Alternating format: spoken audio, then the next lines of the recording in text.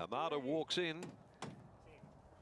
There's a manual start. Gates open now. They're racing from the inside. Free Mover again won the break and is going to lead and lead clearly as they settle down. Final Edition having to be ridden along.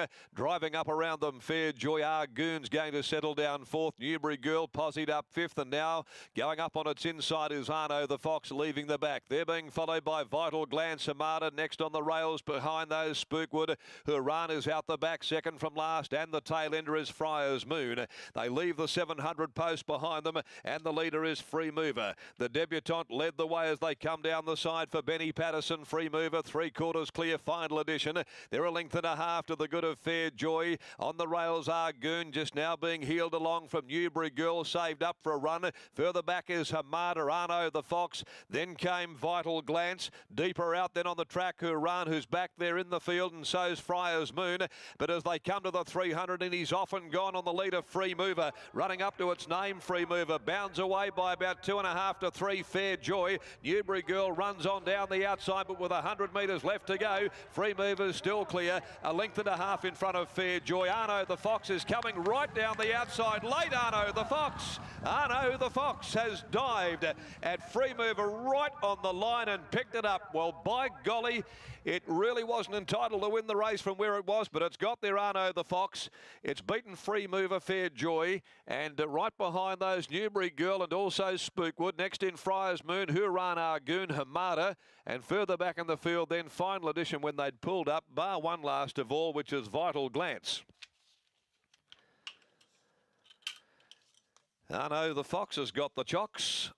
Beats Free Mover home. Free Mover looked as though he had the job done. The task was complete, but it was Arno the Fox with Julian Cockatelio getting home and prevailing on the Liz Stremple 5-year-old first up. At the good odds too, Arno the Fox. 26.20 and 5.90. Free Mover 180 had done everything but win the race. Fair Joy third, $2 even. And the Chance in Time gelding delivers its first win in 8 career runs off one only ever minor placing in a past campaign. Got the wobbles a bit here. The big chestnut Free Mover late in the race. Jumped in front as he did in the first attempt to get them underway. And beat them off initially, but it was Arno the Fox that really did put in hard, probably accentuated by the fact that Free Mover did stop pretty abruptly in the late part and has got there by a long neck at the finish in 1:14.94. So pretty slowly run, really. 1:14.94 even on this track rating today. 36.34, in fact 6.4, the sectional time.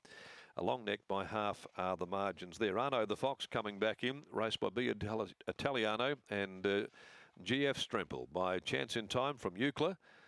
Former speedy mare, Liz Stremple, Julian Cockatelio have combined. And beats home 12 Free Mover, the unencumbered litter gelding for Simon Miller, Ben Patterson. Third one, Fair Joy, a trade fair Joyo gelding for Ted Martinovich and Sean McGruddy. And officially fourth is number 7, Spookwood. The De Sonia Handicap race 4's at 2:24. No changes there. We'll check a time shortly, though, for you. In the meantime, let's get down to the yard, Gareth. And the Frenchman there, he was a bit like Le Fallou. He picked the pocket of the horse that looked likely to win right on the line. You just wanted to show off with your French then, Macca, but Liz Stremple joins us here. And Arno the Fox, Liz, that was a good performance. Never really looked like winning until the last 50. Yeah, no, it definitely was. Look, he's been a frustrating horse. He's had his share of problems, but today I put Julian on because I thought he was the right guy to ride him, because it's what's really important with this horse. And yeah, and he got the job done, so that was great. So what's the key for this horse then with Julian aboard?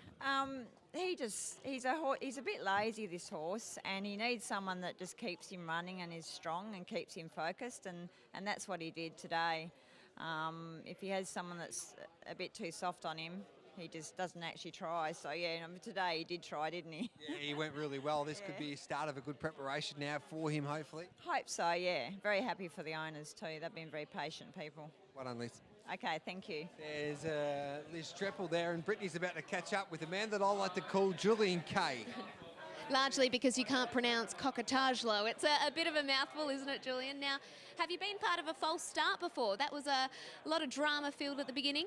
Yeah, well, never know. It was my first time today. Yeah, well, some horses, you know, after that can get a bit upset, a bit hot before the second start. So it can be a bit frustrating. But my horse reacted actually pretty well. I think just wake him up a bit better. So works good for me. Do you think the key to this horse is just how you're able to get him to relax? He really didn't look the winner until the 150. Yeah, you can try to do a bit much on some portion of the track. But now he did relax. I tried to bring him back before he was too close to the other horse. Try to give him a bit of space between him and the horse in front of him, and following Pikey, so the good wheel. Did you feel like he was the winner? Did you have a lot underneath you? Yes, I did try actually to make a move a bit early, but I get a bit squeezed between two horses. I didn't have a clear gap at that moment when I tried to make the first move. The gap clear up, and when he get into it and you know come out in front of these two horses, he actually gave me a good sensation. Very, very good. Congratulations, Julian. Thank you. Mercy McCool, thank you. There's Well Julian done, Kay. Gareth. Very cultural of you. Thank you, Brittany. We'll be back before race number 4 here at Belmont Park, and that won't be too far away after that delay. 2:24 is that race. Well, it's a scheduled race time over the mile. We'll be back to have a look at those horses in the yard in about 15 to 10 minutes' time.